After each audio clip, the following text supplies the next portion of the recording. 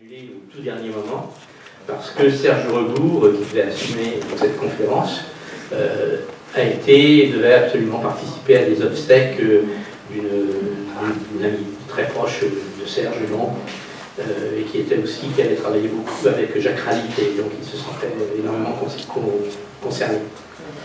Donc l'UPDC reprend donc ses travaux. Alors difficilement, nous avons vécu une période assez difficile avec le confinement et tout.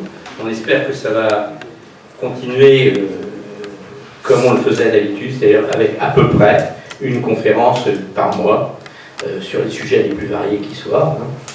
Et j'invite d'ailleurs, parce que du coup, avec tout ça, on s'est retrouvé avec relativement peu d'adhérents. Alors tout le monde a le droit de venir, les adhésions n'est pas obligatoire. Mais on souhaiterait avoir un maximum d'adhérents quand même à l'association, parce que c'est ce qui nous permet de vivre, en particulier, en dehors des adhésions et des subventions, des petites subventions, on n'a rien d'autre. Donc c'est 10 € l'adhésion, et donc si vous voulez, et après on vous enverra, vous laissez à ce moment-là votre mail d'ailleurs, et vous aurez toutes les informations sur l'UPDC, voilà, le bulletin d'adhésion. Et juste dernière chose, avant de passer dans le vif du sujet, je voudrais vous dire que donc la prochaine conférence aura lieu le 11 décembre, c'est un samedi, ça aura lieu le samedi après-midi, parce que c'est aussi la librairie de Noël du travailleur catalan, ça a lieu ici, où il y a des libraires qui viennent, des auteurs, etc. Et la conférence, ça sera une conférence de Arnaud Bertina, ce sera le titre de la conférence, c'est l'âge de la première passe, c'est sur la prostitution. Et d'ailleurs, il y aura en même temps, normalement, il devrait y avoir en même temps une projection de photos que Georges Bartoli avait fait il y a quelques années au cours d'un reportage dans les bordels de la Catalogne Sud. Au mois de janvier, le 28 janvier, Christophe de Roubaix, qui est journaliste à l'Humanité et un grand spécialiste des États-Unis, viendra nous parler de la gauche aux États-Unis.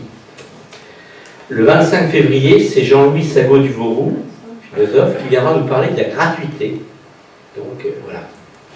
Alors après, je mets des points d'interrogation parce qu'on peut avoir des choses qui changent, on n'a jamais de grandes certitudes. On souhaiterait au mois de mars, le 25 mars, comme c'est le 20e anniversaire de l'indépendance de l'Algérie, qu'Alain Ruccio, qui est un historien et un spécialiste de la politique coloniale, vienne nous parler de l'Algérie. Le mois d'avril, on n'a pas la date exacte, Diego Arabal viendra nous parler des enfants volés du franquisme, sur les enfants qui avaient été enlevés par les franquistes. Au mois de mai, on souhaiterait faire, comme ça sera en pleine période électorale, on souhaiterait faire une conférence sur les institutions. On ne connaît pas encore on va contacter Anissa Leport, mais comme il est très âgé, s'il nous conseille quelqu'un d'autre. Au mois de juin, on pense faire une conférence sur Elsa Triolet par Bernard Vasseur. Elle était prévue, mais il était gravement malade, donc on pense que là, il pourra venir. Et puis, après, on espère pouvoir parler de Gramsci, de parler de la recherche sur le cancer. Et puis, on essaie d'organiser aussi une soirée avec une projection de film au Club Ciné sur Martha Desrumeaux, une grande militante du Nord, militante politique et syndicale, résistante, etc. Voilà, je vous ai dit à peu près. Et puis, peut-être d'ici la fin de l'année ou au début de l'année prochaine, on fera probablement aussi une soirée en association, encore une fois, avec le Club Ciné, avec le film d'après Arnal. Le titre du film, c'est D'après Arnal, itinéraire d'un crayon rouge.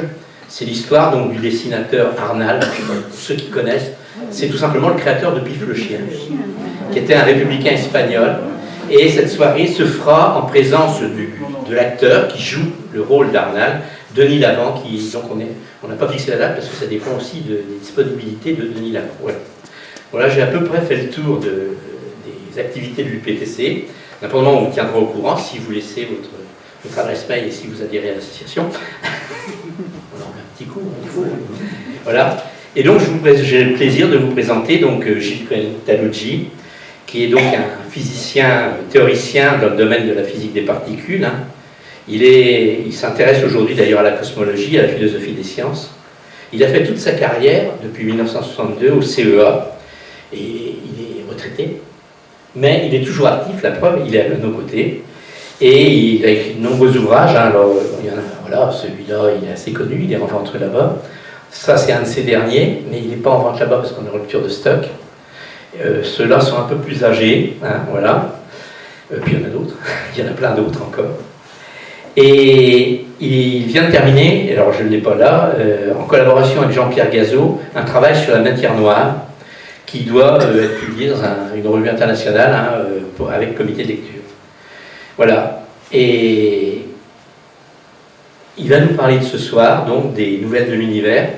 Donc je pense que à peu près tout le monde a entendu parler au moins du mot relativité et d'Einstein, de mécanique quantique, sans qu'on sache obligatoirement ce que c'est. Voilà.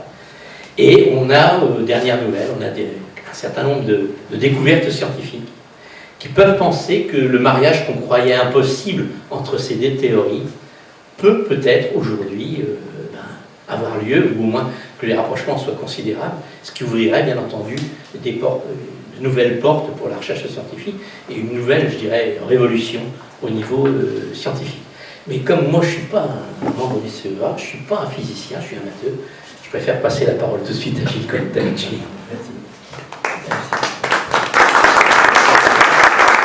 Écoutez, d'abord, je voudrais vous remercier très très chaleureusement pour cette invitation à venir faire une conférence dans ce milieu à propos d'un thème qui est extrêmement passionnant, enfin, en tout cas personnellement qui me mobilise depuis toute ma carrière. À propos de ma carrière, il faut que je vous signale que l'année prochaine, en octobre 2022, le 2 octobre 2022, je pourrais célébrer mes 60 ans au CEA, au commissariat à l'énergie atomique. Vous voyez, je suis arrivé le 2 octobre, au premier jour, après un service militaire qui n'était pas trop du tout. Et j'ai ouvert le livre de mécanique quantique de Messiaen à la page 1 pour me remettre dans le bain. Donc 60 ans, je crois que c'est un record. Parce que comme je suis, bien que retraité, j'ai toujours un contrat qui est renouvelable tous les ans de conseiller scientifique auprès de la direction du CEA. Je suis toujours membre du CEA. Vous voyez, bon, 60 ans. Voilà. Alors donc là, ce que je voulais vous raconter, c'est que vraiment les deux disciplines qui ont été évoquées par René, la relativité générale et la mécanique quantique, sont a priori quand elles ont eu leur naissance, elles sont toutes récentes, ces théories. Elles datent du début du XXe siècle. Quand elles sont apparues totalement incompatibles.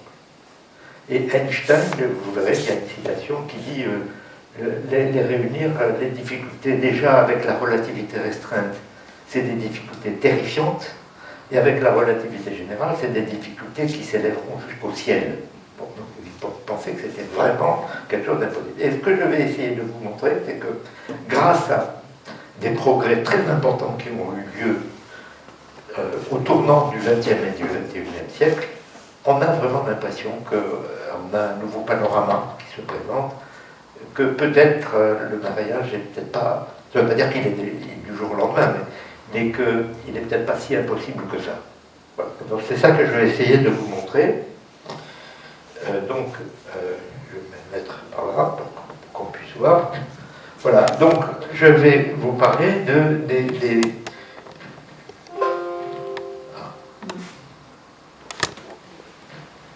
voilà.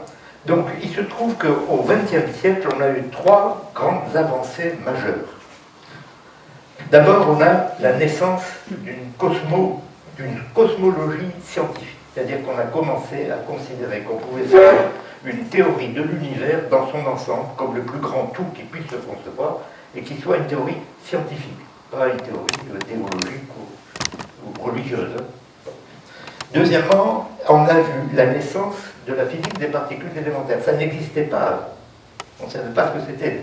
Même au début du XXe siècle, tout le monde ne croyait pas encore à ce qu'on appelait l'hypothèse atomique. On ne savait même pas s'il y avait des atomes. Donc on va aller parler de particules élémentaires. C'est tout récent.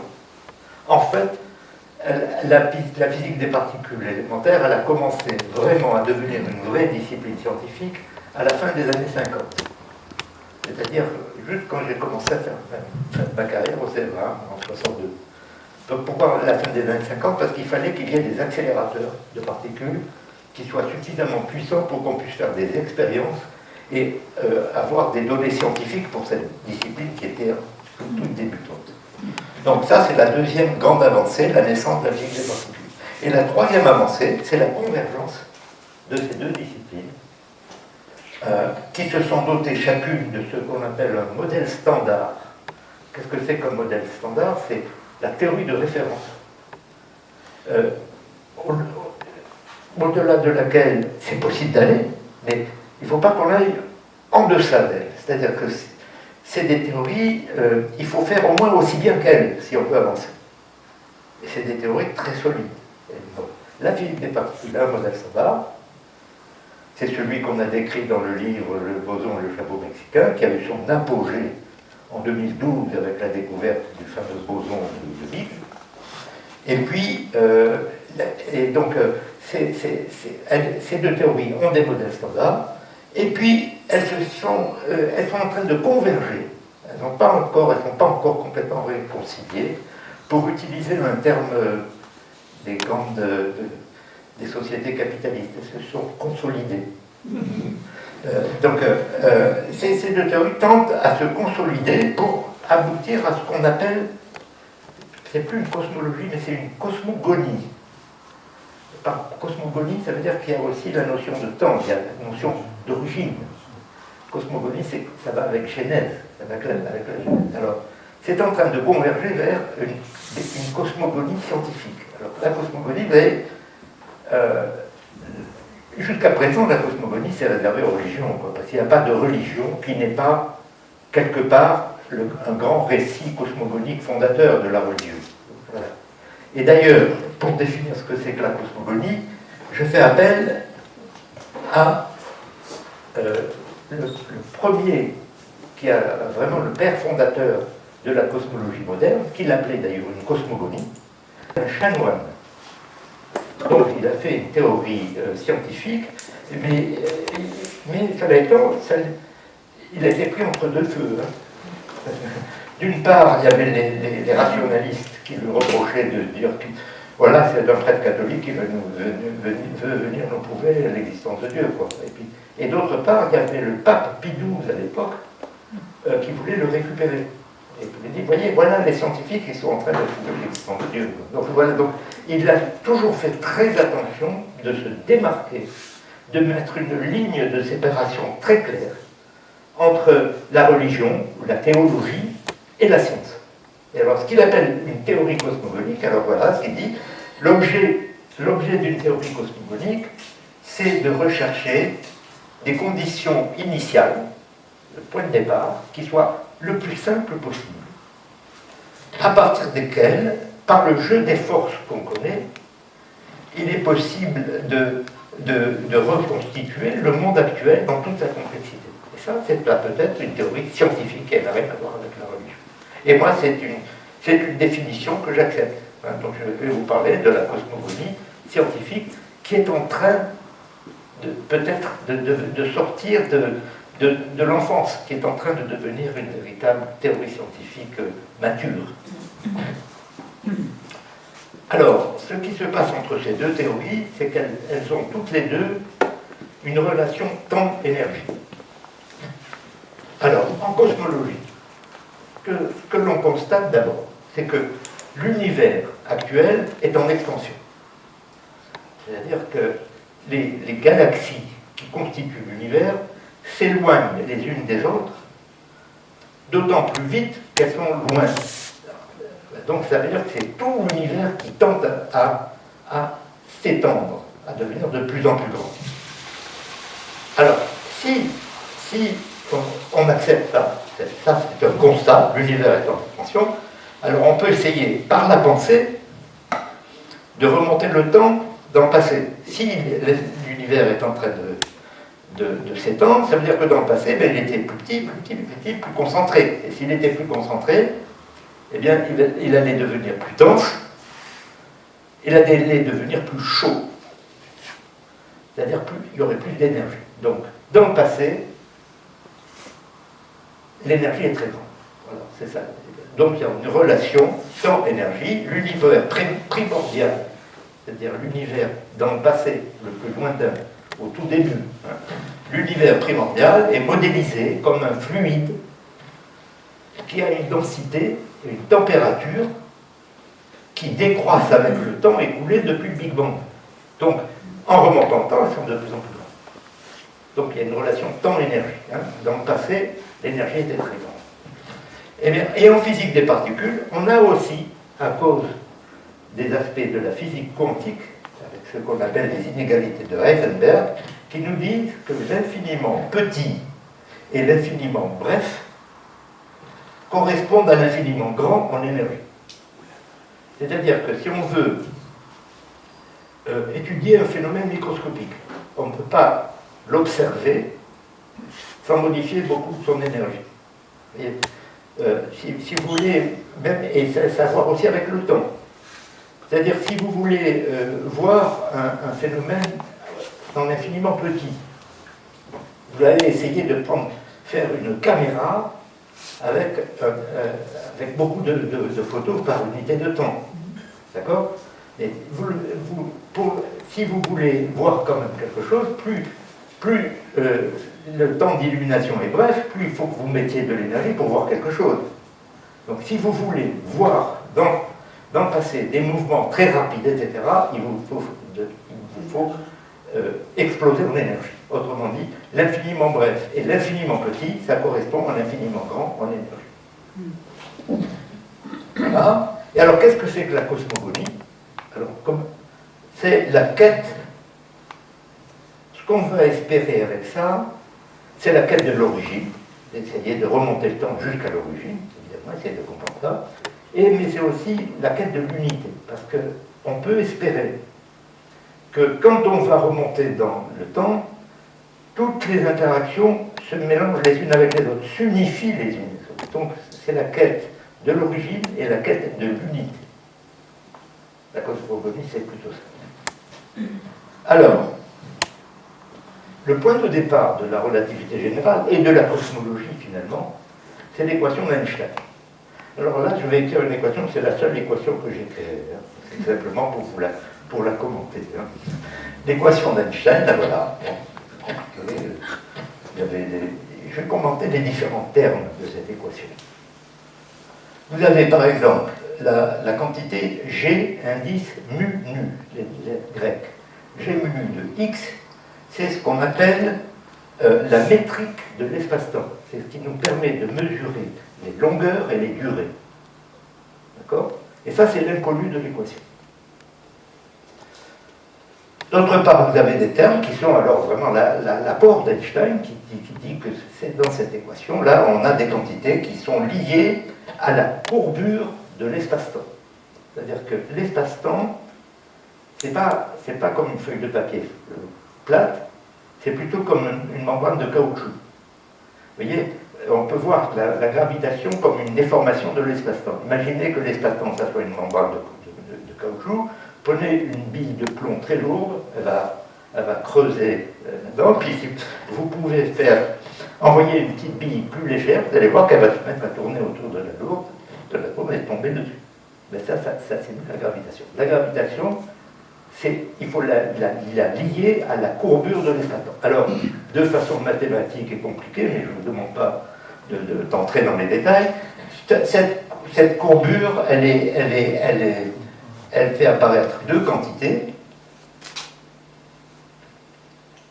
Vous avez ça, c'est ce qu'on appelle le tenseur de courbure, et ça, c'est la courbure scalaire. Donc ça, cette courbure de l'espace-temps, c'est ça l'apport d'Einstein, c'est de montrer que pour rendre compte de la gravitation, il faut considérer que l'espace-temps n'est pas plat, qu'il a une courbure.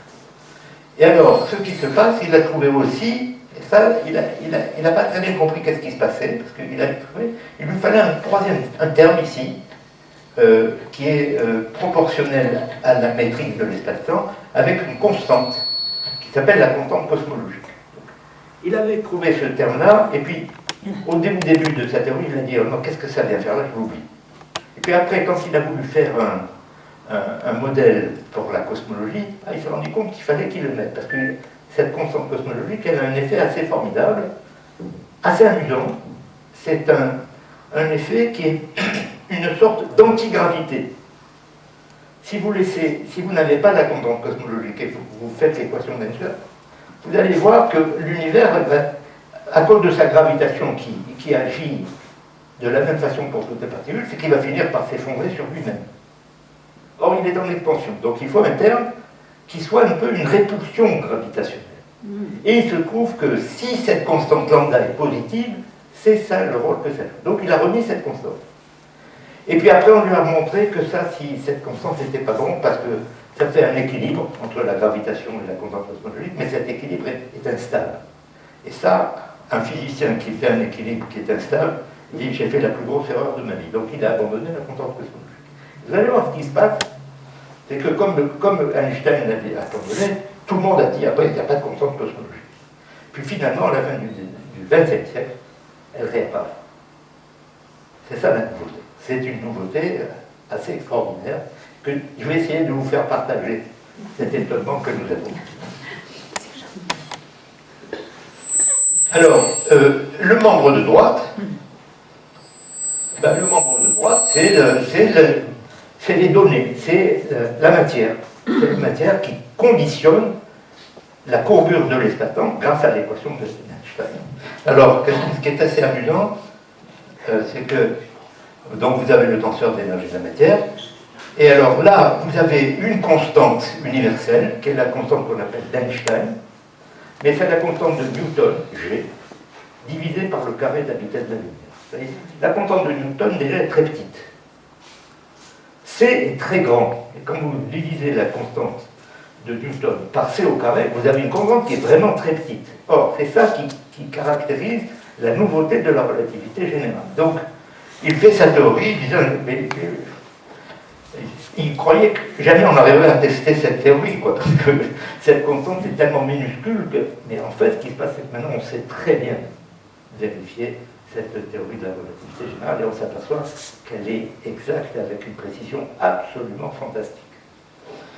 Alors, cette phrase ici, qui résume un peu la signification de cette équation d'Einstein, on la doit à Jean-Pierre Luminet, c'est un cosmologiste, qui dit, voilà, par cette équation, la matière dicte à l'espace-temps comment il doit se courber, et réciproquement, l'espace-temps dicte à la matière comment elle doit se mouvoir.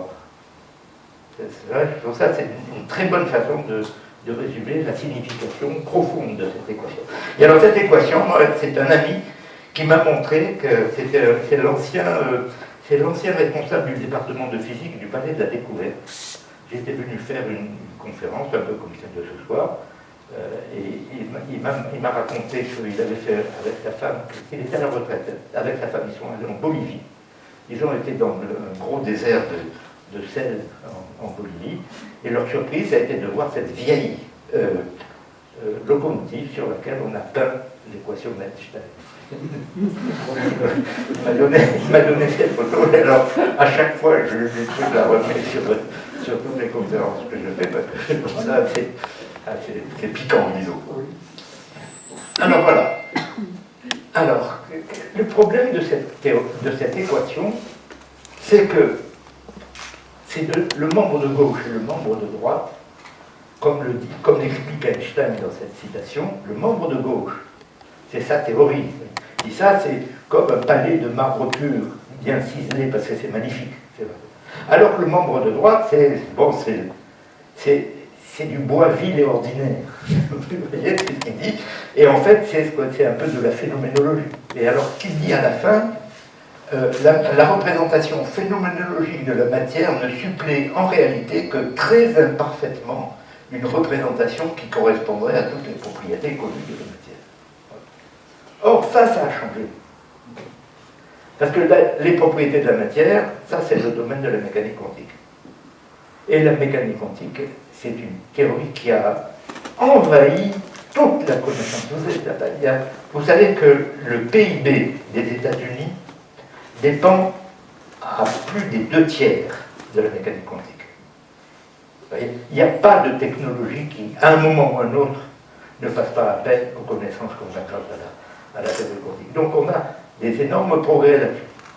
Et d'autre part, alors je fais une deuxième citation d'Einstein, c'est celle-là, c'est celle que j'ai évoquée tout à l'heure, dans lequel j'ai dit qu'il y a des difficultés terrifiantes et des difficultés qui s'élèveraient jusqu'au ciel. Alors pourquoi il a ces difficultés?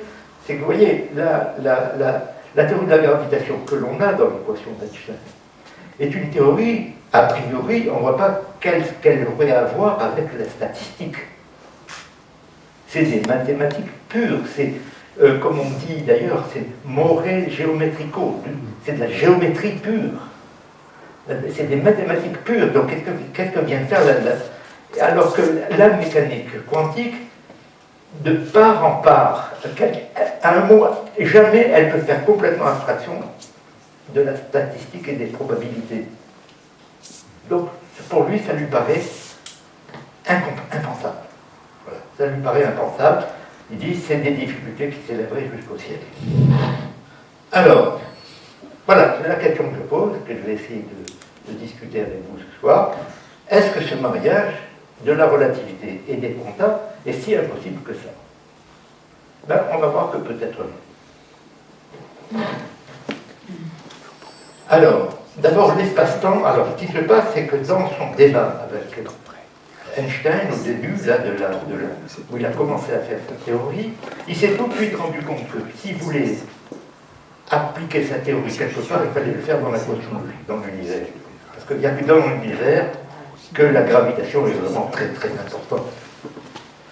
Donc il a essayé de faire une théorie, et il a été amené à débattre assez fortement, de manière très intense avec un physicien néerlandais, De Sitter, qui, quand il avait fait un premier modèle, quand Einstein avait fait un premier modèle, pour ne pas s'ennuyer avec les conditions, il envoyait, il disait, il y a des masses. Voilà, ce qu'il voulait dire, c'est un des principes fondamentaux de la relativité générale, c'est que si vous enlevez tout ce qu'il y a dans l'univers, vous l'enlevez. On fait l'hypothèse de tout enlever. Et que vous mettez une particule isolée, toute seule. Est-ce qu'elle va avoir de l'inertie? Qu'est-ce que c'est que l'inertie? C'est le fait, quand vous laissez un mouvement tel quel, il se prolonge. Mais pour l'arrêter, il faut que vous ayez une force. L'inertie, c'est la réponse. C'est l'accélération qui est la réponse à l'action d'une force. Alors, l'idée, j'enlève tout ce qu'il y a dans l'univers, je mets une particule qui sera la particule test. Est-ce qu'elle a de l'inertie? Et alors, Einstein dit, il suit là-dessus Mach, l'hypothèse de Mach, il dit, une particule comme ça toute seule n'aurait pas d'inertie. Et pourtant, il y a de l'inertie. Donc il faut rajouter quelque chose. Donc voilà. Donc il a discuté beaucoup avec De Sitter, et ils sont arrivés alors ce De Sitter a proposé un modèle d'univers. Un modèle d'univers dans lequel il n'y a pas de matière. Il n'y a que la constante cosmologique, le fameux thème, le troisième. Alors ça donnerait un univers qui aurait un avantage qui est très curieux, mais ça donnerait un univers qui pourrait être intéressant. Alors voilà, ce qui se passe, c'est que, à propos de la cosmologie, il y a les antinomies de Kant. Là, c'est un peu plutôt de la philosophie. Les antinomies de Kant. Kant dit l'espace n'a pas de limite, mais pourtant il est fini. Le temps n'a pas d'origine, mais pourtant il y a des extensions. Alors l'idée de Sitter, c'est d'imaginer un univers qui est fini, mais qui n'a pas de frontières. Alors, pour penser à ça, cet espace, ça ne peut pas être un espace complètement vide. C'est pas un espace à 3 dimensions que l'on connaît. Supposez que l'espace n'est que deux dimensions. Et ces 2 dimensions, supposez que l'espace, ça soit la surface d'une sphère. la surface d'une sphère. C'est fini, mais ça n'a pas de bord. Voilà, on a fini sans bord. Et alors maintenant, imaginez, il faut faire au lieu de 2 dimensions, on mettez en 3, ça c'est difficile, on ne sait pas comment le représenter, mais les mathématiciens savent faire ça. D'accord? Mais alors, vous voyez, mais par contre, si vous avez un espace qui est fini et sans bord, mais si vous avez un observateur qui est dans cet espace, mettez-le un petit peu en altitude, vous sortez un peu de l'espace, hein, de l'univers. Là, ce qu'il va voir, il va voir un horizon.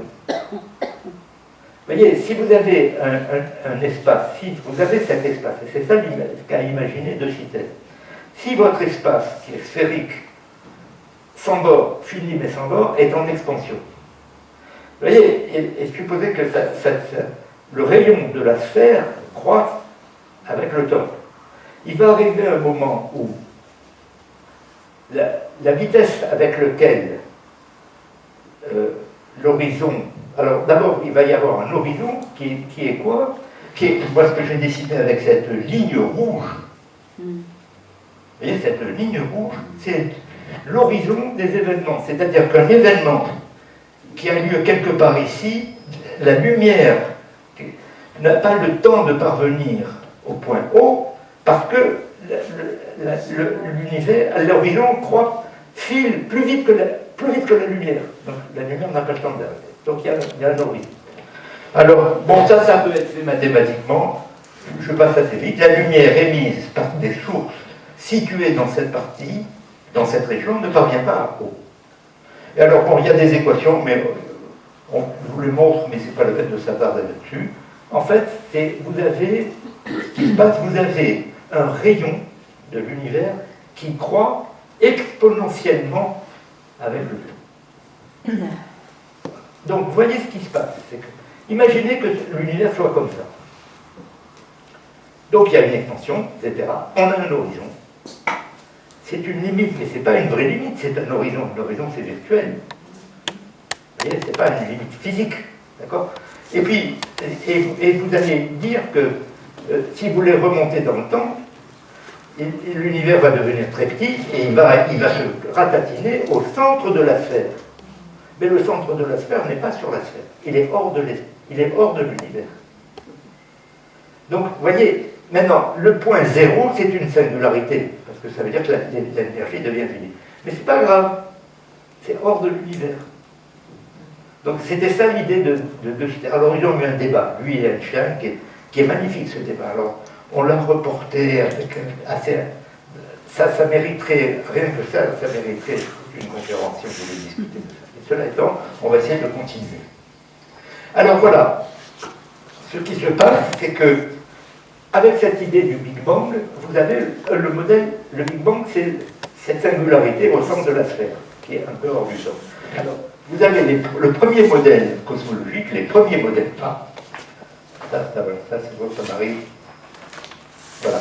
Le premier modèle cosmologique, vous voyez, c'est celui-là, c'est celui qui se termine ici. Alors, sans inflation, vous avez le rayon en fonction du temps. Le rayon de l'univers, hein, on l'appelle A. Le rayon de l'univers en fonction du temps. Vous voyez, dans ce modèle dit du Big Bang, vous avez ici le rayon qui s'annule. Ça, c'est le Big Bang, parce que c'est une singularité. Et puis, vous le faites et vous ne mettez pas de constante cosmologique. Donc ça, c'est le modèle, celui-là. Et ce qui s'est passé, la nouveauté qui s'est passée, c'est que, d'une part, on n'a plus le Big Bang, parce qu'on a ici une phase exponentielle, et puis on rajoute la constante cosmologique et ça vous donne une expansion qui non seulement ne faiblit pas, mais qui s'accélère. Et ça, c'est la cosmologie moderne. Alors, le modèle du Big Bang, qui a prévalu jusqu'à la fin du XXe siècle, il a eu beaucoup de succès. Et c'est devenu un vrai modèle standard. Alors, d'abord, il rend compte du fait que les galaxies s'éloignent à une vitesse qui est d'autant plus grande qu'elles sont éloignées. Ça, c'est ce qu'on appelle la récession des galaxies lointaines. C'est difficile à mettre en évidence parce que le problème de la cosmologie, c'est que dans la cosmologie et dans l'univers, dans l'astrophysique, vous regardez, vous avez des astres, vous avez du mal à connaître leur distance. Il faut des phénomènes qui permettent de mesurer la distance. Alors on a des phénomènes, on a ce qu'on appelle les céphéides, voilà, à la mesure de la distance avec les céphéides. Ce sont des objets qui sont des étoiles variables dont la loi de variation est très bien connue. Et comme on connaît la loi de variation et qu'on a la fréquence de cette lumière, on peut remonter à la distance du céphéide. Donc on peut calibrer les mesures de distance. Bon, donc on a un accord de l'expansion de l'univers qui s'observe avec la récession des galaxies lointaines. Deuxièmement, on a été capable de trouver une loi, un phénomène encore, qui est l'abondance relative des éléments légers dans l'univers. Alors les éléments légers, c'est l'hydrogène et essentiellement l'hélium. Et il se trouve que c'est partout dans l'univers que cette loi et ces proportions sont bien déterminées. Et alors là, il y a un article qui est d'ailleurs assez amusant parce qui s'est fait par Alfer, Bethe et Gamow. Ils ont rajouté Gamow pour que ça passe bien avec alpha, bêta, gamma. Parce qu'il n'avait pas fait grand-chose, Gamow. Alors, ensuite, vous avez un autre phénomène extrêmement important, c'est le rayonnement diffus de fond cosmologique. Alors, c'est quoi? Maintenant, vous voyez, avec ce modèle du Big Bang, vous êtes capable de raconter un peu l'histoire de l'univers. D'abord, vous vous apercevez que l'univers a un âge, quelque chose comme 13,7 milliards d'années, et puis que et alors, vous avez, par exemple, il y a un livre très célèbre qui avait été écrit par le regretté Steven Weinberg, qui est mort il y a quelques mois, c'est le père du modèle standard, l'un des pères du modèle standard de la physique des particules, et c'est les 3 premières minutes de l'univers. Il a raconté les 3 premières minutes de l'univers. Et donc, voilà, on a tout ceci qui est apprécié, mais il y a un événement extrêmement important qui est intervenu dans l'univers, c'est lorsque l'univers est devenu transparent par rapport à sa propre lumière. Avant cette date-là, qui est bien datée, hein, c'est 370 000 ans après le Big Bang, c'est-à-dire qu'il y a vraiment très longtemps. Hein, 370 000 ans avant le Big Bang, après le Big Bang, il y a très longtemps, là, l'univers est devenu transparent. Alors, comment il a fait pour devenir transparent? C'était ce qu'on appelle un plasma de noyaux, qui sont des charges positives, hein, et d'électrons. Et il s'est passé un moment où, alors, il y avait des photons aussi, mais les photons ne faisaient que la jonction entre les noyaux et les électrons. C'est-à-dire les photons étaient échangés entre les noyaux et les électrons. C'est-à-dire que les photons ne sortaient pas de ce milieu. L'univers était opaque à sa lumière. Et quand quand les atomes neutres se sont formés, la lumière a pu être émise. Et on a pu mesurer cette lumière. Alors, ce n'est pas une lumière, hein, c'est en fait, avec l'expansion de l'univers, c'est mesuré maintenant comme un rayonnement micro-ondes. Ce rayonnement micro-ondes, on a pu le mesurer avec, d'abord on l'a mesuré, alors ça a été la preuve que c'était une preuve du modèle du Big Bang, et ça a valu le prix Nobel à ceux qui l'ont découvert. Alors ce qui est amusant à propos de cette découverte, c'est que ces deux physiciens, Penzias et Wilson, qui travaillaient, ils avaient récupéré une vieille antenne radar de la Seconde Guerre mondiale, et ils s'en servaient pour essayer de capter les ondes radio, et ils ont trouvé les micro-ondes qui pouvaient venir de l'univers. Et alors ils trouvaient qu'il y avait un bruit de fond. Alors ils essayaient de nettoyer ce bruit de fond, ils pensaient que c'était des crottes d'oiseaux qui étaient sur l'antenne, mais ils les nettoyaient, mais ils ne les trouvaient pas. Et puis il y a finalement Gamow qui leur a dit, vous venez de faire une découverte, vous avez découvert le rayonnement de fond cosmologique. Et ça leur a valu le prix Nobel. Hein. Donc on a découvert ce rayonnement de fond cosmologique, et ce qui est extraordinaire, c'est que cette découverte, et le fait qu'on est capable maintenant de travailler avec beaucoup avec des expériences extraordinaires, c'est un tournant dans la cosmologie moderne. C'est vraiment une deuxième grande découverte, après la découverte de l'expansion de l'univers, c'est en cosmologie une deuxième très grande découverte, absolument fondamentale, décisive. Alors, bon, comme je l'ai dit tout à l'heure, bon, du moment que Einstein avait dit c'est la plus grosse erreur de ma vie, tout le monde s'est dit, donc il n'y a pas de constante cosmologique. Voilà. Et alors, ce qui se passe, c'est que donc le modèle du Big Bang s'est imposé comme un modèle standard, parce qu'il décrit bien toute une série d'états, il les décrit de manière très satisfaisante. Alors, le rayonnement de fond cosmologique, ça marque un tournant de la cosmologie contemporaine. Alors, c'est un flash de lumière qui a été émis 370 000 ans après le Big Bang, quand l'univers est devenu transparent, lorsque ce plasma s'est transformé en un gaz de particules neutres, d'atomes neutres. Alors, il a été découvert par Kaiser Wilson, comme je l'ai dit tout à l'heure, et ce qui se passe, c'est qu'on s'est rendu compte qu'il pouvait être une source d'informations fabuleuse. Donc on a fait des expériences de plus en plus précises. Il y a eu d'abord Kobe, ensuite WMAP, et la dernière en date, c'est l'expérience du satellite qu'on a appelé Planck, parce qu'il est basé sur la loi de Planck, et sur lequel je vais revenir parce que c'est une très très belle expérience. Alors voilà ce qu'il donne, le résultat de ça. Il vous donne une carte de l'univers sur tout le ciel, tel qu'il était 370 000 ans après le Big Bang. Vous voyez, avec une carte d'une précision fantastique. Alors, ces grumeaux que l'on voit, c'est des fausses couleurs.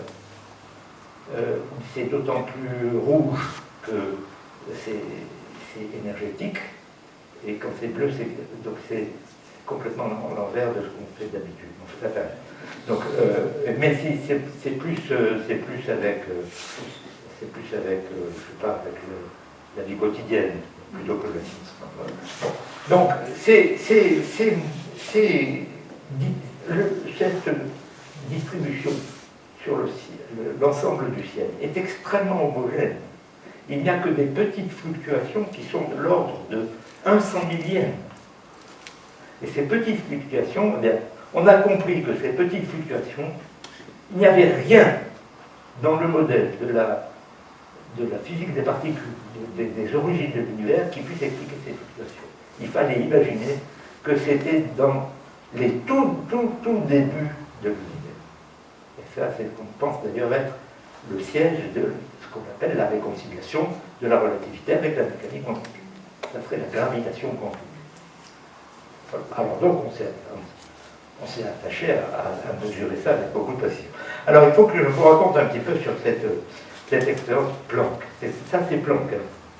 Les autres, je ne vais pas montrer ça de Kobe, mais c'est beaucoup moins bon, c'est beaucoup moins précis. Alors, comment ils ont fait pour l'expérience de Planck?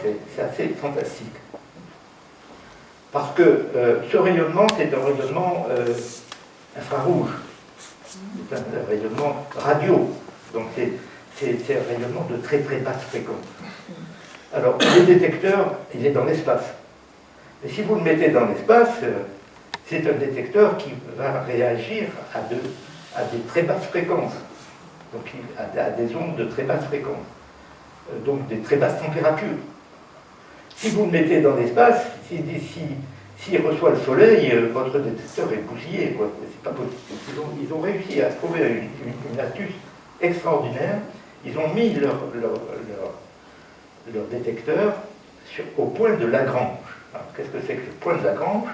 C'est des points qui sont à l'ombre de la Terre. voyez, c'est-à-dire que le Soleil est toujours masqué par la Terre, est toujours éclipsé par la Terre. Et alors ça tourne comme ça, mais ce Soleil, il le maintiennent là, et donc il reste tout le temps au froid, et alors après, il peut scanner la carte du ciel, de tout le ciel, et il est capable de faire ça. C'est vraiment quelque chose que je trouve absolument admirable. Alors, c'est la courbe du rayonnement qui révèle une homogénéité apparue dans l'univers très très primordiale. Alors, qu'est-ce qui se passe? C'est que là, il y a une nouveauté qui s'est passée. C'est qu'on a une nouveauté dans le modèle cosmologique, c'est l'inflation.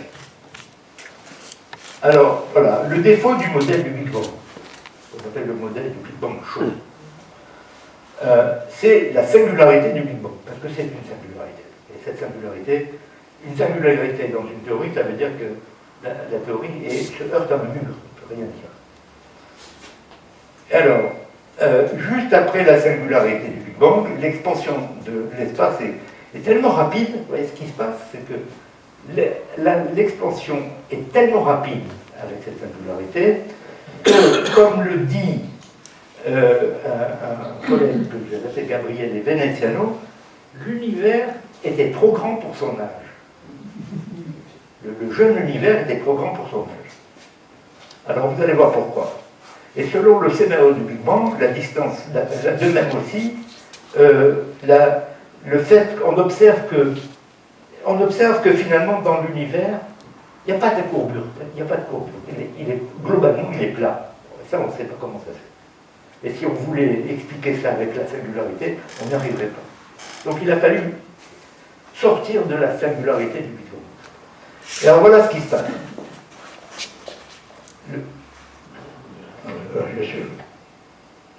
Voilà. Donc ce qui va se passer, c'est qu'on va essayer de changer le modèle. On était dans le modèle du Big Bang, on avait ceci. Et alors donc on va essayer de faire une période dite d'inflation exponentielle dans le passé très lointain. Et puis après on va voir cette constante cosmologique. Mais pour le moment, regardons ça. Alors voilà, qu'est-ce que je voulais dire par dire que l'univers était trop grand pour son âge? Vous voyez, avec le Big Bang, vous avez l'expansion qui est très très très grande, c'est-à-dire que la taille de l'univers croît très vite avec le temps, au tout début du Big Bang, vous voyez, cette taille. Ça veut dire alors que c'est seulement ce qui est à l'intérieur du cône rouge, d'accord, que là vous avez des événements qui peuvent être en contact causal, c'est-à-dire qu'ils peuvent l'un la cause de l'autre. Et donc cette région rouge, qui serait la région normale, quoi, elle est beaucoup plus petite que l'univers total. L'univers est trop grand pour son âge. Voilà. Et alors, là, avec l'inflation, ce qui va se passer, c'est que vous avez une période d'inflation où l'univers reste longtemps très petit avant de croître exponentiellement, ce qui veut dire que la taille de l'univers reste petit longtemps. Tout est en contact. Vous voyez, tout ce qui est contenu dans l'univers est en contact. Donc ça résout le problème. Ça résout le problème de la constante, de la singularité de la constante cosmologique d'une façon assez formidable. Et alors, avec ça, on a maintenant le nouveau modèle standard.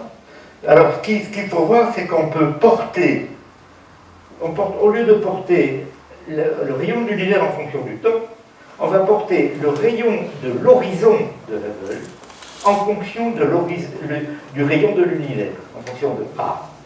Alors ça, en fait, en quelque sorte, on a rendu le temps implicite. Quand vous ne savez pas c'est quoi le temps, c'est ça la difficulté de la cosmologie. Si vous ne savez pas c'est quoi le temps, bien, vous portez, et que vous avez deux quantités, vous portez une quantité en fonction de l'autre et vous avez éliminé le temps. Vous avez fait du temps une variable implicite. Et c'est ça, alors là, ce qui est ça, alors, on a maintenant cette nouvelle cosmologie. C'est un vrai modèle standard. Alors il y a une phase d'inflation primordiale, elle est ici. Et vous avez une nouvelle inflation après, qui est une accélération de l'émission. Et puis vous avez les différents événements importants de la cosmologie, c'est pas la peine de les détailler maintenant, mais en fait vous avez un modèle standard de la cosmologie.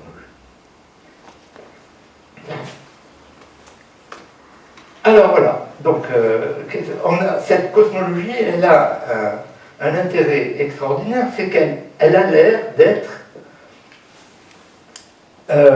énergétiquement gratuite.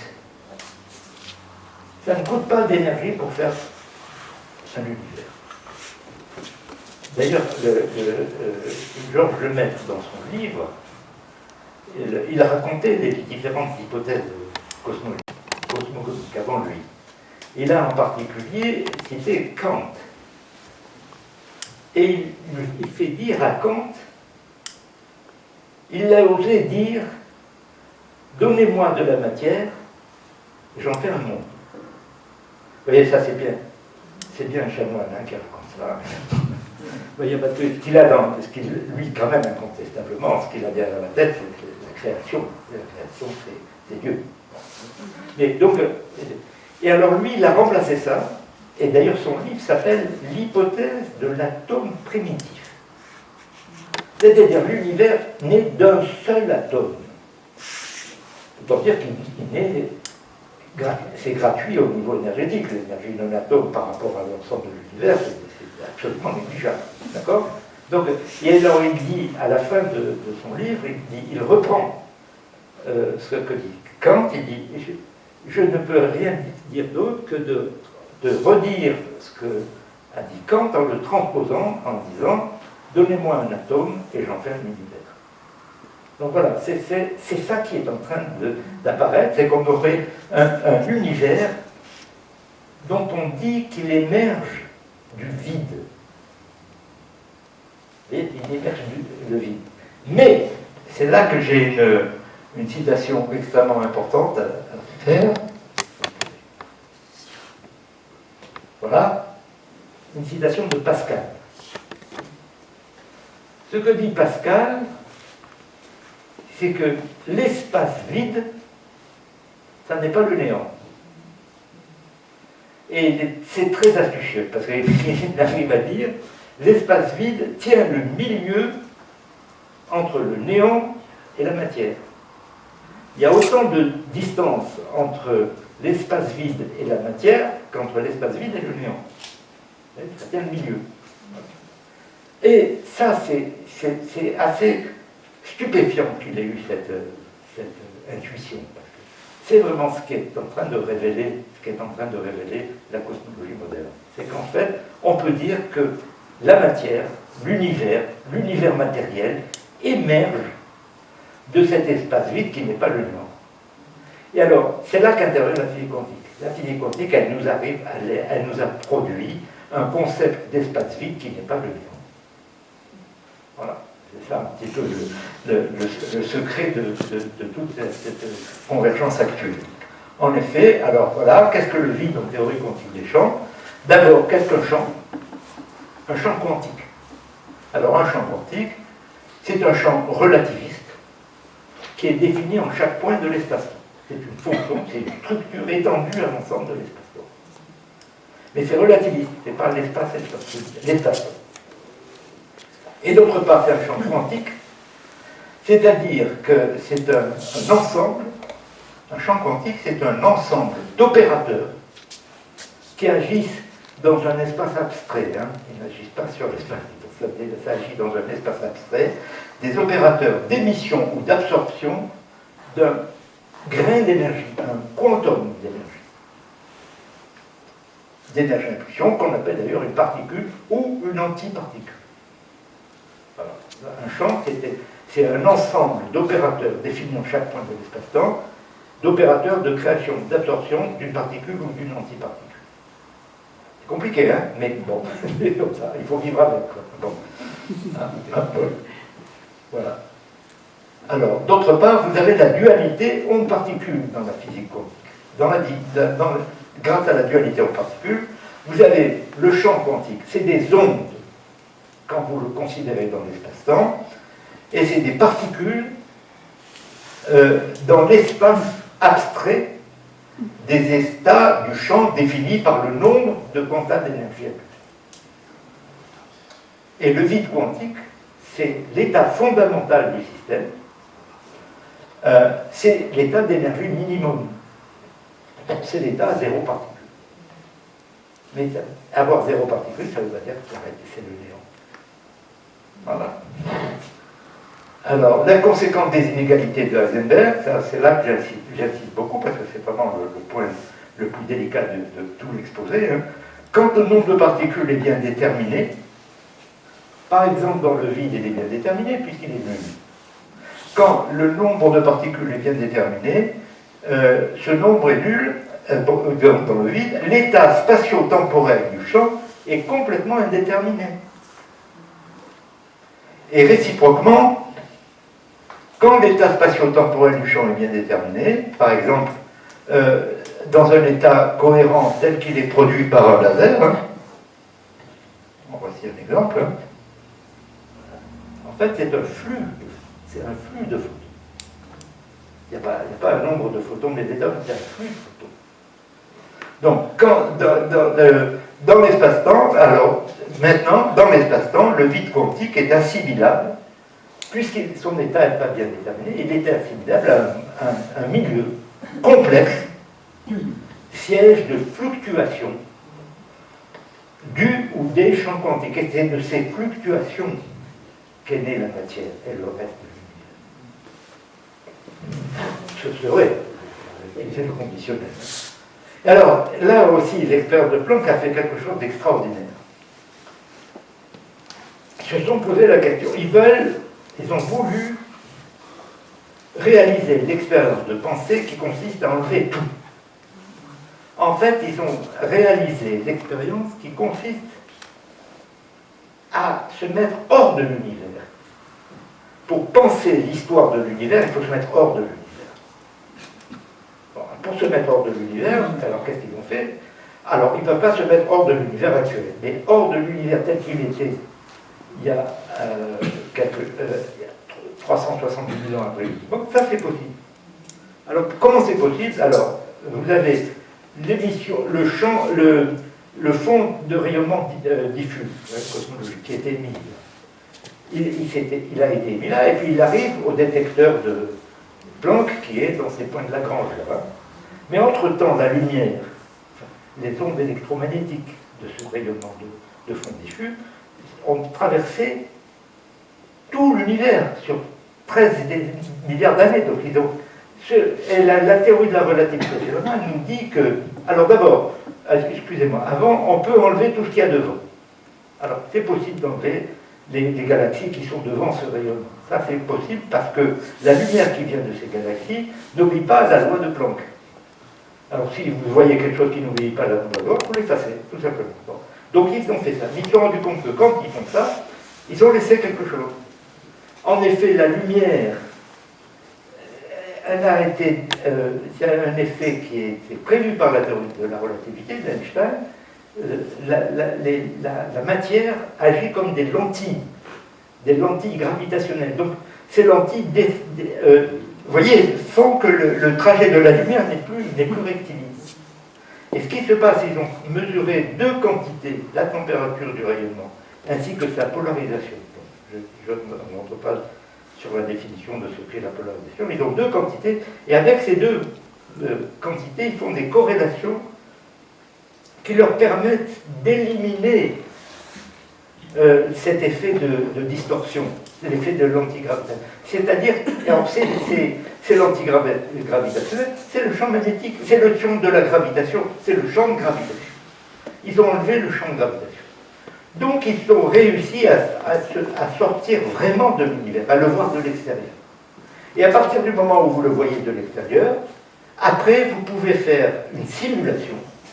Vous connaissez le point de départ, la distribution telle qu'on l'avait, vous connaissez les lois de la gravitation, et vous pouvez mettre tout ça, vous pouvez refaire le match.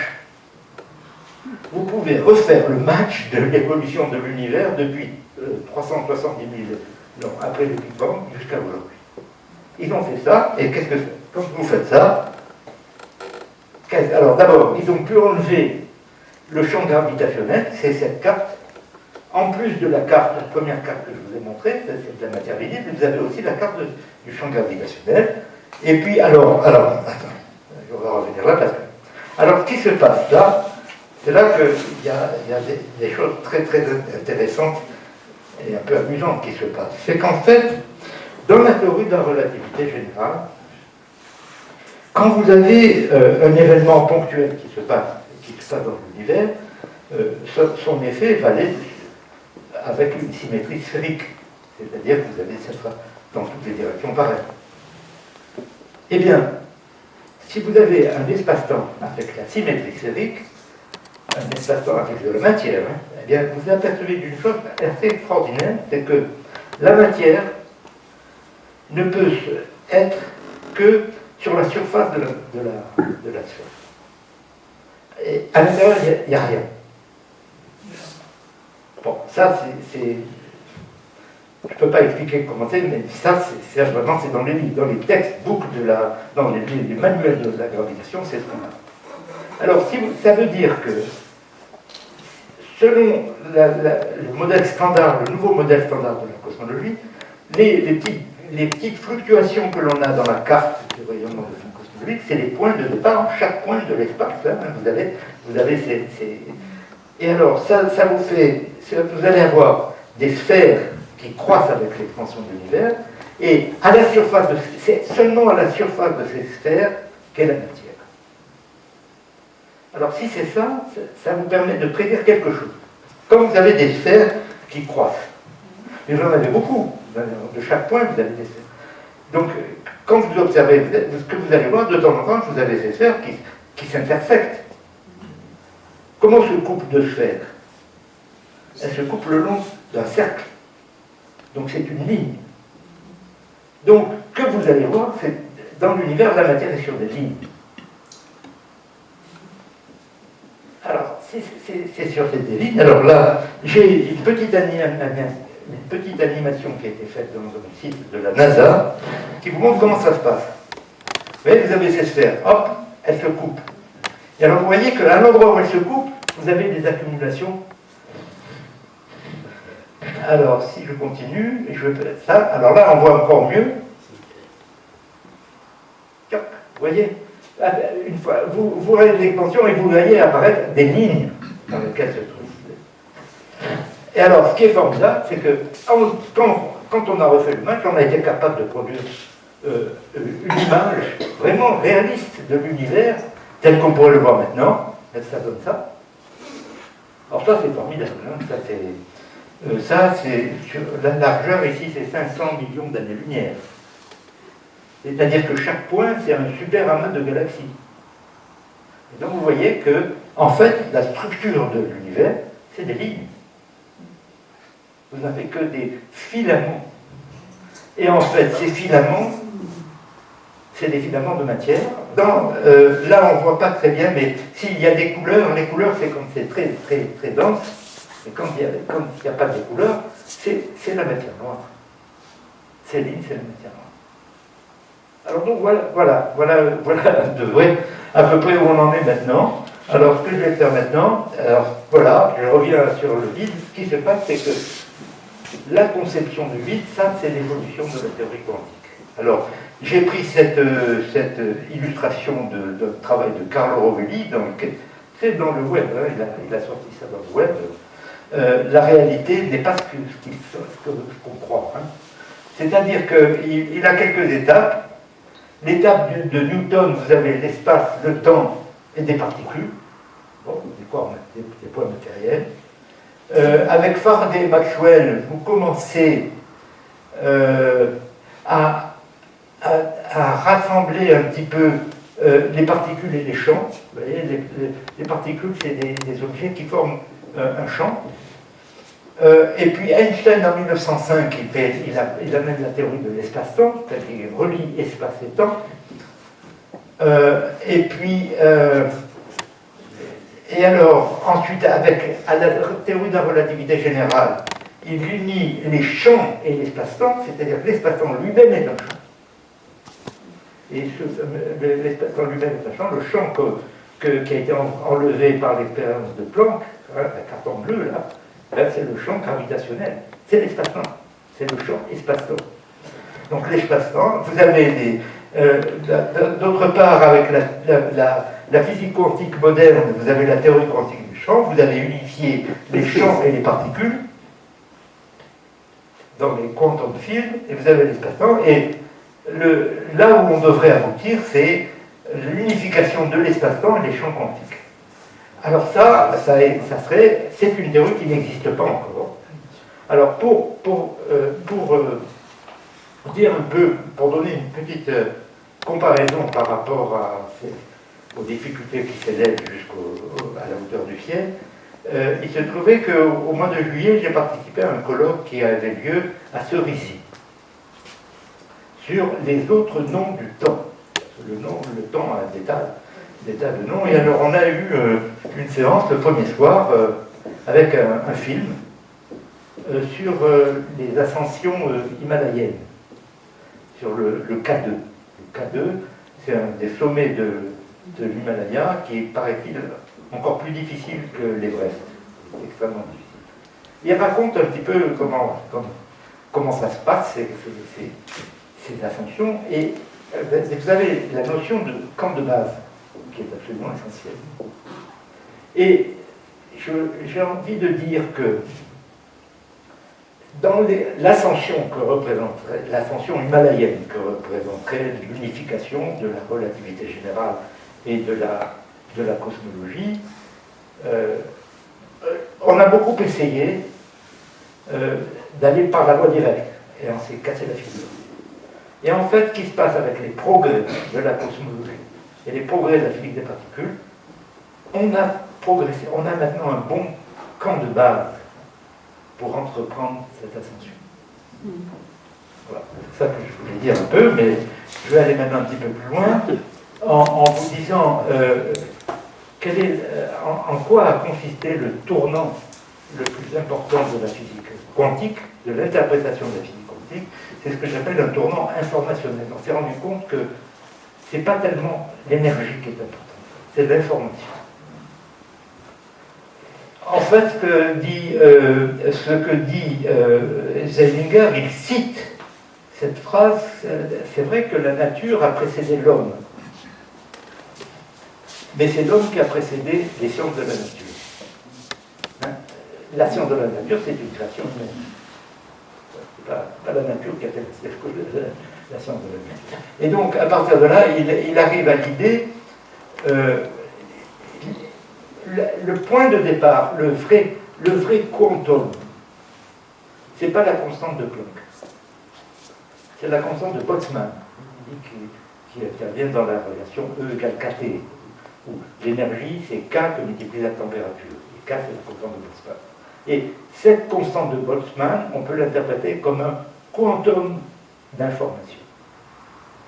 C'est-à-dire qu'il n'y a pas d'information sans action, sans interaction. L'action, c'est la constante de Planck. Mais si vous voulez avoir, il vous faut une interaction. Mais l'interaction, elle fait perdre aussi de l'information.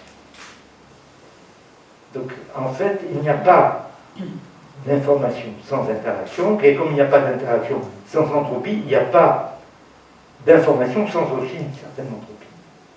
Et donc, ce qu'il essaye de dire, il faut bien faire attention que le point très important de la science, c'est l'information, plus que l'énergie. Bon, ça c'est quand même... Alors voilà. Alors, on arrive du coup, à peut-être un nouveau panorama, un nouveau paysage des connaissances. Vous avez trois cadres théoriques. Vous avez d'une part la théorie quantique des champs, où vous avez les deux constantes universelles qui sont la constante de Planck et C, la relativité générale avec G et C, et puis vous avez une nouvelle discipline qui est la thermodynamique, mais c'est la thermodynamique d'intrication. L'intrication, c'est un phénomène purement quantique. Et c'est ça qui est très à l'origine du rôle de l'information.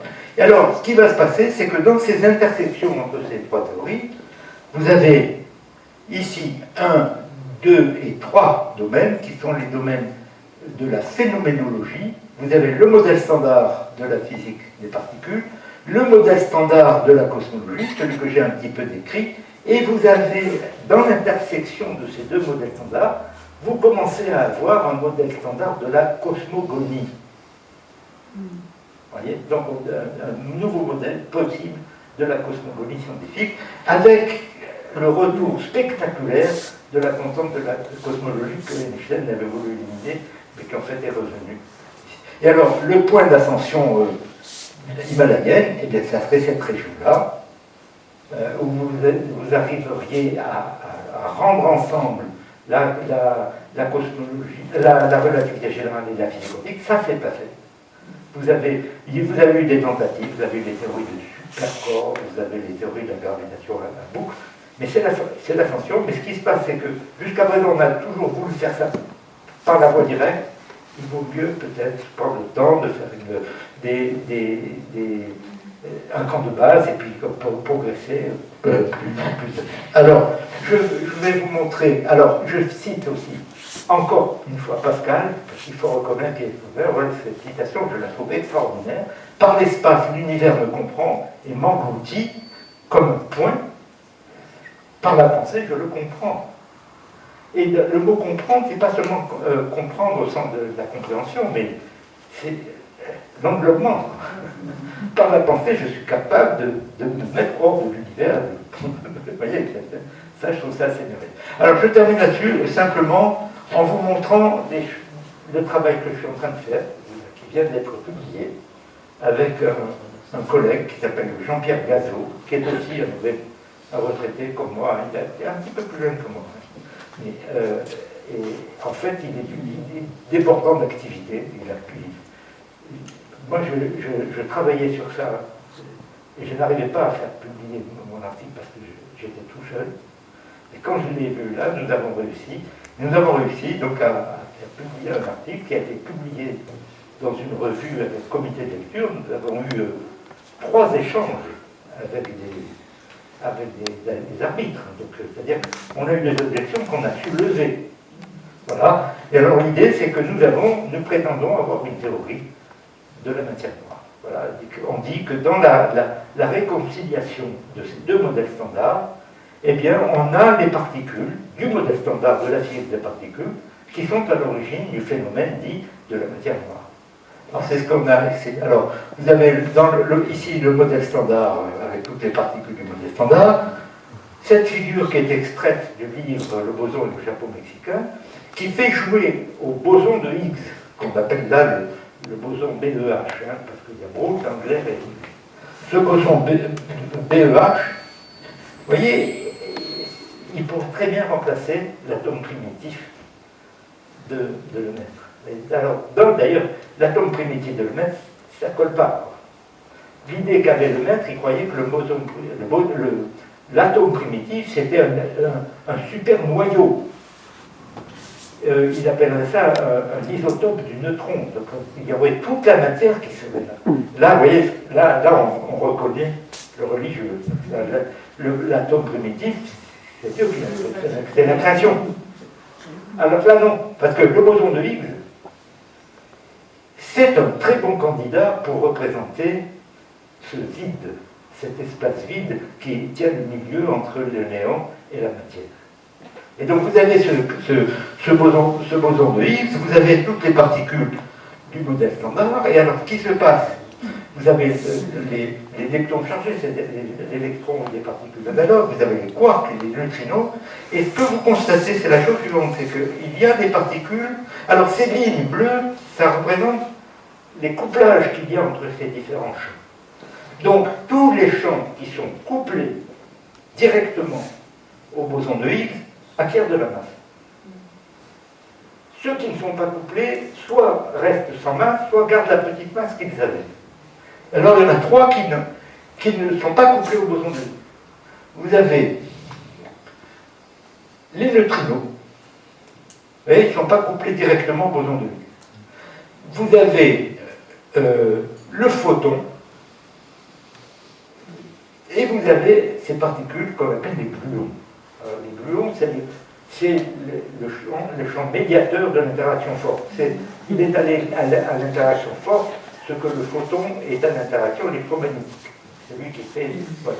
Et donc, les gluons ne sont pas couplés au boson de Higgs, les neutrinos ne sont pas couplés au boson de Higgs, et puis le photon n'est pas couplé au boson de Higgs. Alors, maintenant, qu'est-ce qu'ils deviennent, ces particules? Eh bien, elles jouent un rôle dans l'univers actuel. En effet, si je prends maintenant les trois modèles standards, les deux modèles standards, vous avez le modèle standard de la physique des particules, avec le boson de Higgs ici, vous avez les quarks, les leptons chargés, les WZ, etc. Et puis après, ça donne des gluons, ça donne des photons, ça donne des neutrinos, qui ne sont pas couplés au boson de Higgs. Mais celles-là, ils sont là. Il faut voir qu'est-ce qu'elles donnent dans les... Et ça marche, parce que d'après nous, alors que nous disons, c'est que le photon, ben on le voit, le photon, c'est lui qui nous permet de voir la matière visible. Donc c'est un rôle important en cosmologie. Vous avez les neutrinos, ben c'est ce que les gens de la cosmologie moderne appellent l'énergie sombre. Et puis les gluons, ben nous disons, les gluons, c'est la matière noire. Voilà, nous avons la théorie selon laquelle les gluons, c'est la matière. Alors, ce qui se passe, c'est que personne pour le moment nous a dit que ça a été dit ailleurs. Donc on est les seuls à le dire. Et je dois dire que les premières réactions des référés, il a fallu se battre un petit peu, et on a réussi à lever des objections. Alors c'est vrai que c'est un petit peu difficile à imaginer. Alors ce que nous disons, c'est que ces gluons, ils arrivent à former la matière noire au travers d'un phénomène qui est purement quantique, qu'on appelle la condensation de Bose-Einstein. La condensation de Bose-Einstein, c'est quelque chose de très compliqué à expliquer, mais en fait, je sais en particulier que mon frère Claude, qui a eu le prix Nobel de physique, vous savez, sur le refroidissement des atomes, il a travaillé sur cette idée du condensat de Bose-Einstein. Donc on a cité d'ailleurs un article qu'il a fait avec deux collaborateurs, Franck Lalo et Jean Dalibard. Et donc, vraiment, cette idée de la condensation de Bose-Einstein, c'est un événement purement quantique qui nous dit que des particules, lorsque les particules sont ce qu'on appelle des bosons, ils sont indiscernables. Vous pouvez les rendre symétrisés et ils sont complètement indiscernables. En fait, vous pouvez avoir que des bosons s'accumulent tous dans le même état. Et même si ces bosons, au départ, n'ont pas de masse, ils finissent par faire quelque chose qui devient massif. Et nous disons ça, nous, à propos des gluons. Voilà, quelle est notre idée. Alors, nous nous heurtons à une difficulté terrible, qui est une difficulté d'ordre terminologique. Parce que le mot gluon vient de l'anglais, glue, le colle. Alors, le gluon, c'est la particule qui colle les quarks pour faire des protons et des neutrons. Mais avec le phénomène de la condensation de Bose-Einstein, le condensat de Bose-Einstein a des propriétés d'hyperfluidité. Alors une colle hyperfluide, c'est pas terrible. C'est-à-dire, vraiment, il aurait fallu trouver un autre nom. Mais enfin voilà, je voulais terminer sur ça pour vous dire un peu que, pour vous montrer qu'en fait, on reste complètement actif, bien que tous les deux retraités. Et voilà, en tout cas, je suis très content d'avoir pu partager avec vous un peu cette aventure que nous sommes en train de mener. Voilà, je vous remercie pour votre attention. 0, 1, 2, 3, bon. Et simplement, si on simplifie cette équation, si on le réduit à une équation sur un espace à une dimension, on retrouve quelque chose de très connu, qui est équivalent de F égale M gamma, c'est-à-dire écrit sous la forme plutôt gamma égale F sur M, à gauche la géométrie, et à droite F sur M, la force et la masse, c'est tout ce qui est la physique et la matière. Oui, absolument. Donc c'est ce que vous aviez dit, ah, oui, d'un côté oui, la géométrie, de l'autre côté la matière. Oui. Sauf que quand on voit la constante cosmologique oui. lambda G menu X. Oui. Qu'est-ce qui fait qu'elle se trouve du côté de la géométrie et pas du côté de la C'est une très bonne question. matière? C'est une très bonne question, parce qu'en fait, ce qu'ont fait les cosmologistes, ils ont fait passer lambda dans le membre de droite. Oui. Voilà. Et alors, en faisant passer lambda dans le membre de droite, c'est comme ça qu'ils ont découvert les deux composantes non visibles de l'univers, l'énergie noire et la matière noire. Lambda, une petite musique qui nous permet de faire passer tantôt à droite, tantôt à gauche. Ah ben oui. Eh ben ça, après tout, mettre un terme à droite ou à gauche dans une équation, ça c'est la liberté du théoricien de le faire. Hein. Vous pouvez le faire toujours. Ça peut être utile à un certain moment, mais à ça change. Bon, par contre, il faut se poser la question, qu'est-ce que c'est si on le remet à gauche? C'est que c'est peut-être plus fondamental qu'on a pensé. Voilà. C'est simplement ça. Ah, mais je suis très très content de cette question parce qu'effectivement, c'est ce avec quoi on est en train de se dépatouiller. Parce qu'on pourrait espérer aussi faire passer tout ce qui est à droite à gauche. Exactement. Et alors, géométriser. Eh bien, géométriser, effectivement. Et en fait, c'était ça c'était le rêve des supercorps, de la M-théorie, vous voyez, bon, c'est des choses comme ça. Mais alors, nous, notre point de vue est plus modeste. Restons au début dans le membre de droite, vous voyez, pour faire un camp de base. Et après on pourra peut-être... Merci. Qu'est-ce qui a amené Einstein, finalement, à considérer que c'est une bêtise et alors qu'en fait, on la retrouve, vous avez expliqué très bien, on l'a réintroduit pour rendre compte, finalement, de ce qu'est l'univers. Et alors, qu'est-ce qui a amené Einstein à considérer que c'était une bêtise et qu'est-ce qui amène ensuite à la réintégrer? Bon, alors voilà. Alors d'abord, qu'est-ce qui a fait la découverte que son équilibre était instable. Effectivement, de fait, il est instable, mais il n'est pas complètement instable, il est seulement métastable. En fait, ce n'est pas un équilibre, c'est un équilibre dynamique. Vous voyez, c'est comme quand vous faites du vélo, vous n'êtes pas en équilibre, mais vous êtes dans un équilibre dynamique. Vous voyez, vous avez l'univers d'Einstein, ce n'est pas un univers statique. Vous avez en fait, ce qu'il faut voir, c'est que si vous remettez le lambda dans le membre de gauche, vous allez considérer une théorie plus vaste qui va vous donner une famille de cosmologie statique, ou au lieu de statique, on va dire stationnaire, qui dépendent d'un paramètre. Qui est la valeur de cette constante. Donc vous pouvez même commencer à dire que cette constante, c'est un paramètre effectif, qui est variable avec le temps cosmologique. Donc et ça répond peut-être à la deuxième partie de votre question, c'est-à-dire que le temps, vous avez, qu'est-ce qui amène à revenir c'est qu'en fait, il faut arriver à se dire qu'on a été capable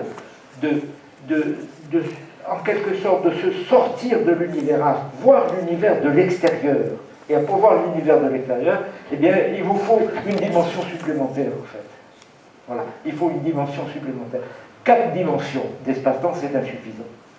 Et il se trouve que dans l'espace-temps de De Sitter, plutôt d'anti-De Sitter, avec une constante négative, donc c'est la constante positive quand elle est de membre de droite, ça devient négative, de gauche. Avec une constante négative, vous avez un espace d'anti-De Sitter. Et alors, dans cet espace d'anti-De Sitter, pour imaginer ce qui se passe pour un espace-temps d'anti-De Sitter, il faut rajouter une dimension de plus.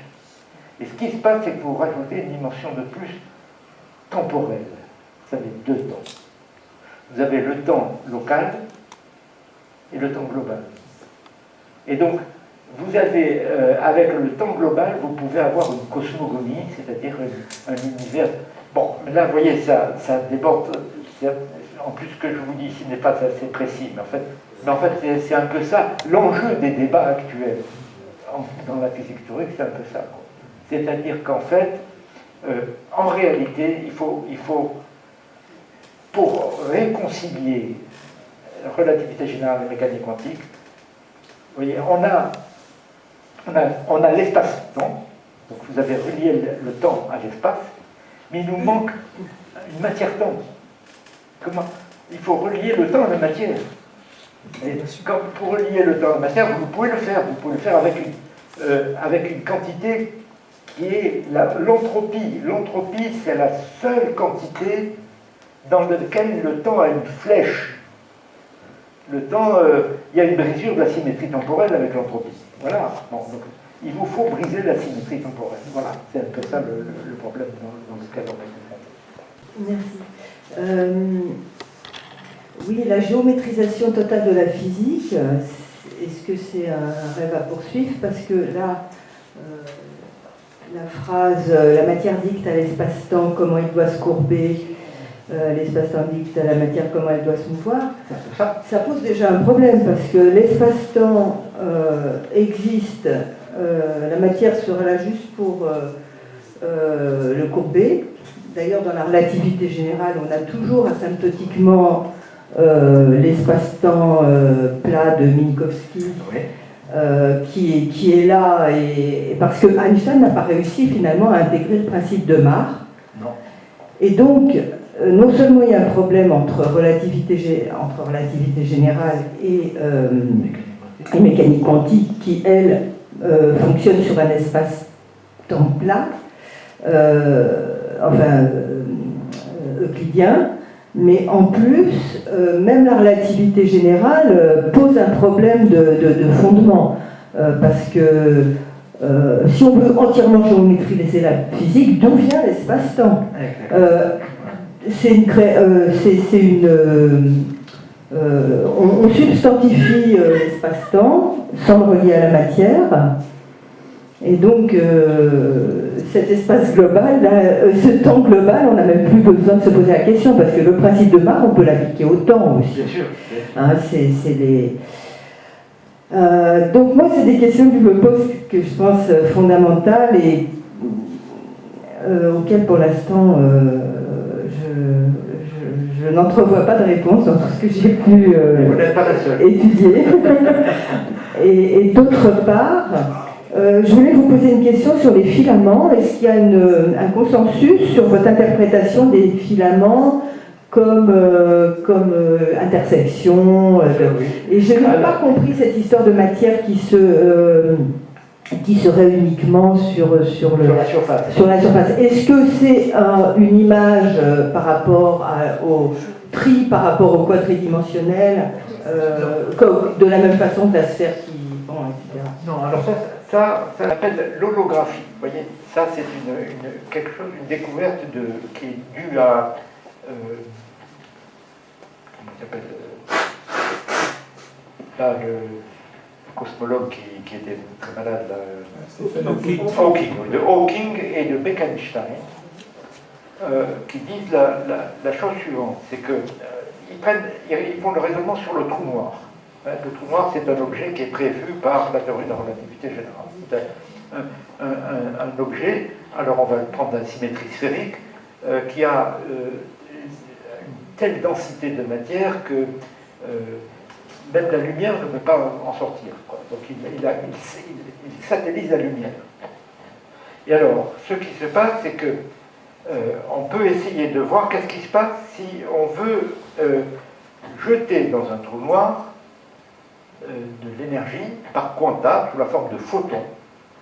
Et on va essayer de jeter le photon qui peut nous donner l'information minimum à propos de l'existence du trou noir. C'est-à-dire c'est un photon dont la longueur d'onde est égale au diamètre du trou noir. Alors, ou bien ça tape dedans, et oui, ou bien ça tape pas dedans, c'est non. Donc c'est le bit d'information le plus petit. Vous jetez un photon qui a cette longueur d'onde égale au diamètre du trou noir dans le trou noir. Donc maintenant, le photon qui a cette longueur d'onde, c'est de l'énergie. Cette énergie va accroître l'énergie du trou noir. Mais vous pouvez calculer cet accroissement et vous vous apercevez que ce que ça fait, c'est que ça augmente la surface de l'horizon du trou noir d'une quantité qui est une constante universelle. C'est l'aire à l'échelle des blocs. C'est l'aire d'espace-temps à l'échelle des blocs. Autrement dit, toute l'information du trou noir, elle est seulement à la surface. Donc vous pouvez dire... Mais ça, c'est vrai pour les trous noirs, mais est-ce que c'est vrai pour les grandes structures galactiques alors, non, mais c'est vrai pour tous les horizons. Ah oui, oui. C'est vrai pour tous les horizons. Et alors, si vous avez maintenant votre modèle cosmologique, ben, il y a des horizons. Et alors, vous allez avoir tous les horizons qui sont induits par ces fluctuations que l'on a dans le rayonnement de fond cosmologique. Ça va être des sphères. Et c'est dans la surface de ces sphères que se trouve la matière, ou l'information. En fait, l'information, c'est de la matière. C'est la matière au sens philosophique du terme. Vous savez, d'ailleurs, c'est au sens léninien du terme. Vous voyez, c'est de la matière au sens que la matière, c'est ce qui existe au-delà de toute autre détermination. Voilà. Et ça, c'est aussi de l'information, finalement. C'est de l'information. Et alors, donc, vous avez autrement dit, si vous dites que tout est dans la surface, alors raisonnez en termes de densité. Si la densité volumique est égale à une densité surfacique, ça veut dire qu'en fait, la densité, alors ça ne peut être fait que par des lignes dont la masse est proportionnelle à la taille, divisée par le volume, qui est la taille au cube. Donc ça vous fait une densité surfacique. Et si vous avez ça, eh bien, vous avez des filaments obligatoirement. Alors, ce qui est assez amusant, c'est que, ce qui est extraordinaire, c'est que ce que je viens de dire n'a pas été mis dans les hypothèses qui ont permis d'obtenir la simulation de l'univers. Simplement, quand vous enlevez la matière noire et que vous prenez la distribution de départ et puis vous faites marcher la loi, vous trouvez ces filaments. Voyez. Donc, j'aurais tendance à dire que ça, c'est quelque chose de solide. Voilà. Vous parlez des filaments qu'on observe dans les grandes structures. Qu'on observe d'abord dans ces simulations. Maintenant, l'observation dans les grandes structures, c'est beaucoup plus difficile à voir. Cela étant, de plus en plus, il y a maintenant un consensus qui dit qu'il y a ces filaments. Et la carte que vous avez montrée des filaments, c'est réalisé à partir d'une simulation. D'une simulation. Mais pas la première, la seconde. Ah oui, non, bien sûr. Non, ça, c'est une simulation. Vous vous rendez compte. D'abord, vous voyez, cette simulation, jamais on pourra voir l'univers comme ça, parce que vous pouvez vous balader là, et vous vous y baladez beaucoup plus vite que la lumière. Non, vous voyez, c'est une simulation. C'est-à-dire qu'on a un nouvel instrument qui nous permet d'imaginer un petit peu, de se faire une idée de la structure de l'univers à très très grande échelle. Et dans la simulation que vous avez faite, il y avait des parties où il y avait du blanc, donc peu de... Ah oui.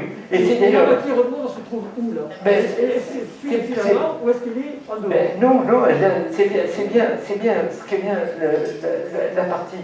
Enfin, le résultat de la cosmologie moderne, c'est que la matière ne fait pas plus que 5% par rapport au contenu total de l'univers.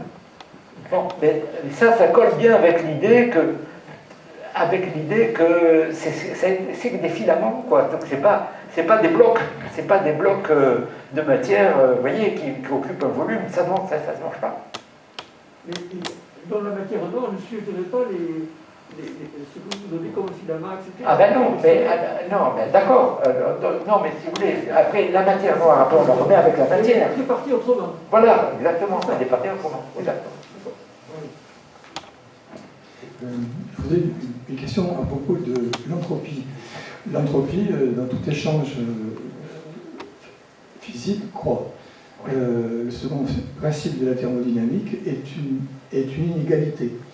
C'est une inégalité, oui. Les physiciens n'aiment pas trop les inégalités et ils essaient de trouver quelque chose qui pourrait remplacer cette inégalité par une égalité. Et sauf erreur, quelqu'un comme Brillouin, qui était un physicien français, etc., même Olivier Costa de Rocard ont pas mal travaillé sur la négantropie. C'est pas eux qui ont introduit le terme de négantropie, etc. Donc en clair, cette inégalité devient une égalité, l'entropie plus la négantropie, etc. Et puis la théorie de l'information, Shannon et compagnie, ont établi une relation étroite entre l'information et puis l'entropie, une espèce de logarithme de voilà. Et comment tirez-vous parti de ça? Vous disiez tout à l'heure que l'information, enfin vous reliez l'information à un aspect un peu philosophique. Mais là, d'après ces relations entre l'entropie et la négantropie et la théorie de l'information, tout redescend sur le plan de la raison. Enfin, je ne dis pas que la philosophie soit pas de la raison. Non, d'accord. Mais bon, comment introduisez-vous ça dans votre... Écoutez, là on va vers un domaine, s'il y a des hypothèses, c'est plus philosophique maintenant. On rentre plus dans la philosophie, hein. Il faut bien voir. Donc, bon, écoutez, je ne sais pas trop comment répondre à ce que vous dites. Cela étant, qu'il y ait une relation entre l'information et l'entropie, en fait, l'information, c'est de la négantropie. C'est le contraire. Donc, vous voyez, la connaissance, c'est un peu le contraire. Oui. Donc, voilà. Donc, bon, mais oui, alors, au plan philosophique, c'est un tournant, je pense, qui est très très important, qui a été bien souligné par un philosophe que je connais très bien, qui s'appelle Michel Bidbol, et qui dit que, en fait, c'est un tournant, moi je l'appelle tournant informationnel, et je préfère maintenant de plus en plus ce qu'il dit lui, c'est que c'est un tournant réflexif. C'est-à-dire qu'entre la subjectivité et l'objectivité, il y a une dialectique, qui est la dialectique de la réflexivité. Voilà. Donc, et moi, j'aurais tendance à dire que la phénoménologie, telle que je conçois la phénoménologie, c'est plutôt ça. La phénoménologie, vous voyez, dans le diagramme avec les trois cercles, vous voyez, c'est toute la partie où vous avez la théorie et la connaissance, en fait, c'est le camp de base, en fait. Voilà, mon idée, c'est donc il faut dialectiser un petit peu les choses. Il va y avoir un échange, un équilibre entre notre espace de la matière-énergie et puis une espèce d'espace parallèle, miroir, dans lequel serait toute l'information. Pourquoi pas? C'est possible. Pourquoi pas? La question est ouverte. Ouais, je ne sais pas s'il y a encore des questions. Une dernière peut-être, parce que bon, le temps passe et on pourra continuer à discuter autour de la table, hein, je préviens. Autour de la table, d'accord. Oui, j'avais lu, moi, que l'énergie des neutrinos était suffisante pour expliquer la matière noire de l'univers. Oui, alors, oui, moi, à mon avis, oui, moi je le pense, mais ça ne serait pas pour la matière noire, ça serait pour l'énergie noire. Voilà. Je pense que les neutrinos... Vous en avez parlé, vous avez dit que c'était possible. C'est possible. Ah ouais, c'est possible. Voilà, je pense en plus. Dernière question, alors. Oui, c'est plutôt une remarque parce que deux univers parallèles, enfin là je pense qu'on est embarqué dans des histoires où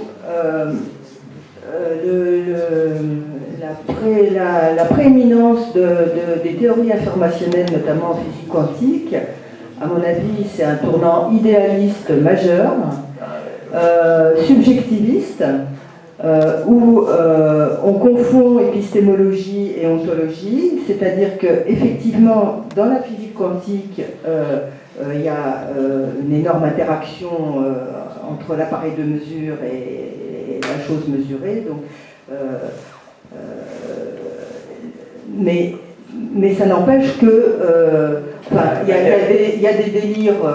Ah oui, il y a des délires d'analyse, je suis complètement d'accord avec vous. Il y a le solipsisme convivial, etc. Le cubisme. Et le cubisme, on est dans les théories informationnelles.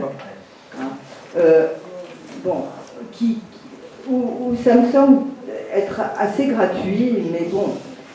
Après, l'information, c'est quand même une notion cognitive. quand on parle d'ordre et de désordre, et qu'on fait l'équivalent avec l'information, on fait un saut là. Et ce qui me semble gênant quand même, c'est de ne pas toujours être très précis dans où en sont les connaissances et puis les dérives au niveau du vocabulaire. Par exemple, parler de début de l'univers. C'est notre univers avec notre horizon d'observation. Et là, oui, on est au centre de notre horizon d'observation. Mais ça, c'est pas l'univers. Tout dépend comment on définit les termes. Si l'univers, c'est tout ce qui existe, alors c'est notre univers. Mais, complètement d'accord. Voilà. Écoutez, cette distinction, nous l'avons faite avec Michel Spiro dans le livre Le boson et le chapeau mexicain. Nous appelons, effectivement, nous sommes au centre de l'univers qui nous est observable. Voilà. Bon. Et donc c'est complètement opposé au principe cosmologique. Voilà. Donc c'est pour ça que l'univers observable, nous l'appelons l'univers avec un petit U. L'univers, le vrai univers, c'est avec un grand U. Non, mais cela étant, le concept, la catégorie, comme dirait Lucien Sèvres, la catégorie gnoséologique d'horizon de réalité, ça c'est quelque chose qui est dialectique et qui s'appuie sur la dialectique de l'objectif et du subjectif. Il faut penser la relation objectif et subjectif comme une dialectique, évidemment. Et là, vous serez d'accord avec moi. Ben, alors, voilà. Merci beaucoup, Gilles.